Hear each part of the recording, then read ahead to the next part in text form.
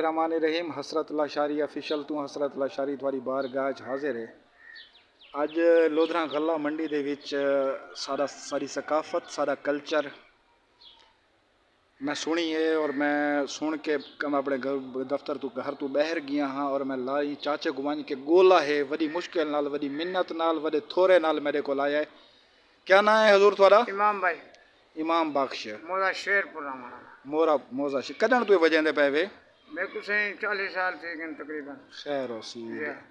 केड़ा वड़ा अलमिया है कि इतना सोहना सादा कल्चर सारे सरायकी वसेब दा ये सिर्फ सरायकी दे विच बोली वेंदी सुनी वेंदी है वजाई वेंदी है बिया दुनिया दी कहीं ज़बान विच कहीं मई दे विच कल्चर दे विच ये कोई नहीं को क्या सरें दे तुसां अपने शरनाई वाह जो प्यार कितोई रोल दितोई विच रोई बस को यो सुनवा चा अल्लाह